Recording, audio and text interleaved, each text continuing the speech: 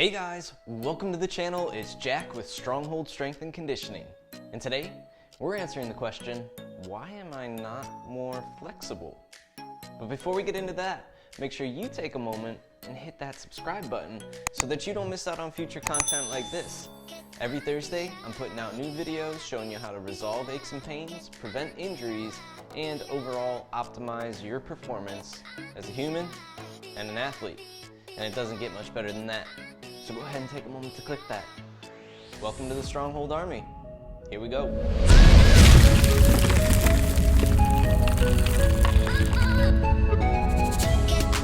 Alright guys, so today we're answering the question, why am I not more flexible? And to answer that, I've got 4 different reasons for you. So make sure you stick around to the end for all of those because we'll be counting them down from the least important to the most important. So stick around to the end because the most important one would be one that you might not expect. Or maybe you would. We'll find out. Ready? Let's dive into it. Reason number 1, no mobility training program at all.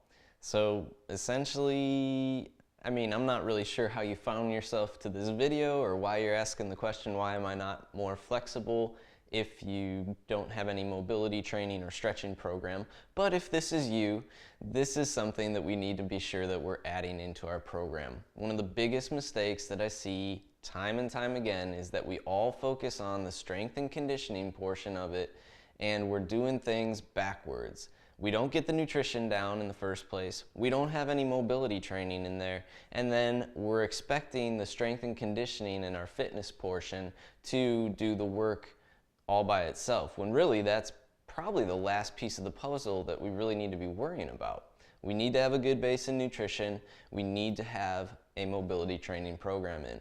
And if you guys don't know where to begin with that, or you just want to start with 7 days of free mobility training, make sure you take a moment to drop down below into the description here and grab 7 days of free mobility training that I've programmed out for you.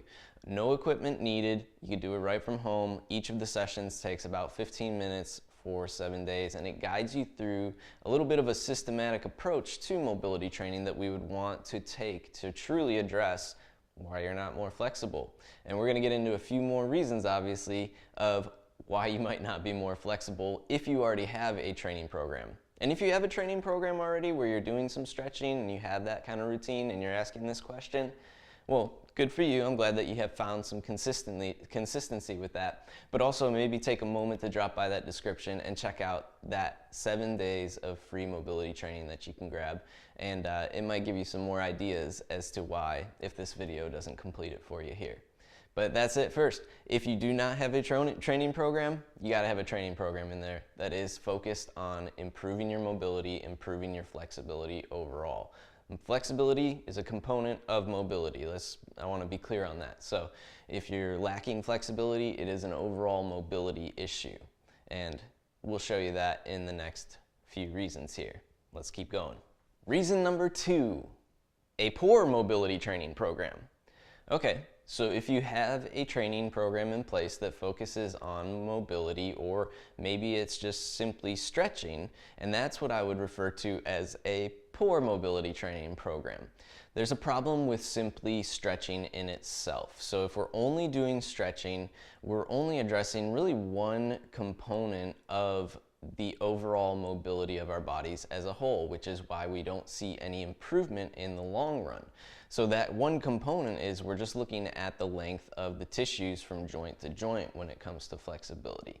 But there's a whole range of things that actually plays into the length of that tissue as we are overall trying to stretch it. So we need to be looking at things like joint location. We're not addressing things like movement coordination. So when I actually move, because it's static stretching, when I'm actually moving, that plays into my overall flexibility and how my tissues adapt overall. And lastly, we're not addressing any soft tissue dysfunction that lies between those joints that could be hindering your ability to actually get into a deeper stretch overall. So there's really 3 components that stretching misses out on completely right there. And if all you're doing is just a basic stretching program and expecting to see change, you're really going to be frustrating yourself because it's limited to really one component, and that's stretching the muscle, which might already be at a max length just because of the joint positioning. So the reason that you're spinning your tires right there, that could be a big one. If you have a strictly static stretching approach to your mobility training, you're not going to see an increase in your flexibility at all. Bottom line, right there. That's a big one. So if you haven't already, drop down in the description and grab those 7 days of free training. All right, next one. Number 3, a poor understanding of movement patterning and coordination. And I kind of already mentioned this in the last one when we were talking about how stretching doesn't address this. We need to understand what is quality movement, what makes up a good squat, what makes up a good lunge, what makes up a good bench press, what makes up a good you name it. When I'm moving, I need to understand what puts my joints in the most stable position and what really protects my body well when I'm in movement. I need to understand movement scaling. So how do I properly address, am I starting at the most basic level and moving up to an appropriate level in a gradual fashion, or am I jumping to a level that it's beyond my skill or beyond my body's adaptation currently, and am I doing further damage? The whole thing with movement patterning and coordination, it's kind of like the analogy, if I were to make an analogy for it, it's kind of like you can't out-exercise a bad diet.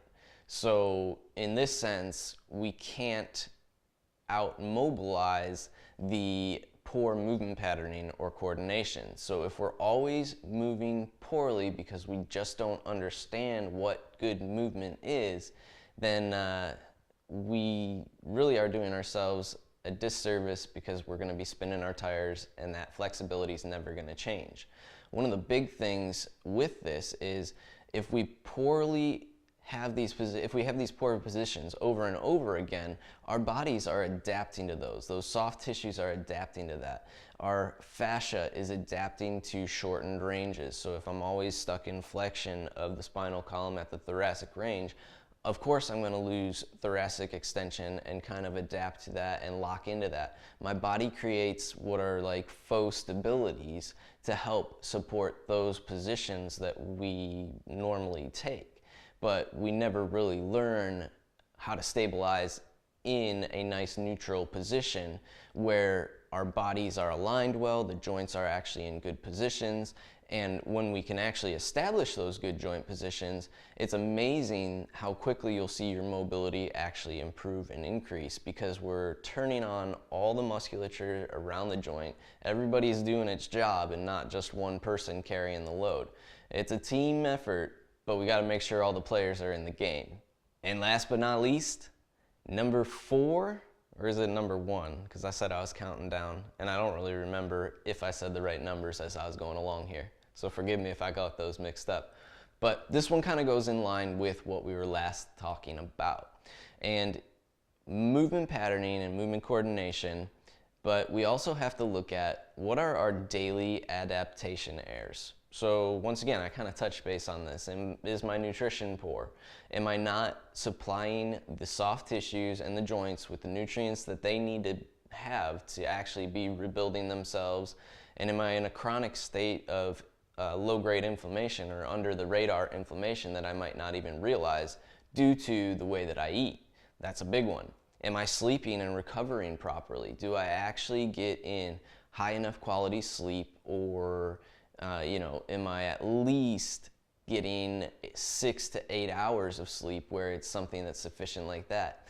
And mainly, what are the adaptations that my body has to take throughout the day? What positions and how many hours am I in that position? Am I sitting at a computer all day long with a head forward posture and an anterior pelvic tilt because I can't find any other way to stabilize? If that's the case, you got to do some things to really rework your working situation so that you can actually get out of that adaptation error or that poor positioning more frequently. So working from a standing position, working from a tall kneeling position, working from a half kneeling position, working from floor if you're able to, setting up your workspace for that. Or if you're traveling a bunch, are you always in car seat or always in a plane? These are the adaptation airs that we're really looking at that are right along the lines of poor movement coordination that are hindering us. Okay, so we have this exercise program in place, but really how much of our week do we actually exercise? In the grand scheme of it, it's a very small portion of it. It's what we're doing outside of the gym that is really putting us at limitation to our flexibility and our mobility overall. And those are the things that are pulling joints out of position and shortening soft tissues and really doing the destruction and damage to our body, because we've become so immobile and where I'm not moving or changing positions regularly that it's really causing our bodies to just change for the worse here. So that will be one of the #1 factors that's limiting you. But in the grand scheme of it all 4 of these that I mentioned will play a huge role in overall improving your mobility and your flexibility in the long run. So if one of those components is missing or one of them is off, then there's a good likelihood that is right where you're lacking and why you're not seeing improvement in your flexibility, why you're not more flexible. I hate to say it, but it's not genetics, sorry. All right, there you guys have it. 4 reasons why you're not seeing improvements in your flexibility. If you don't have a training program in place already, drop down in the description, grab that, and get started. That's the first place to begin. If you do, check in on those other components we mentioned.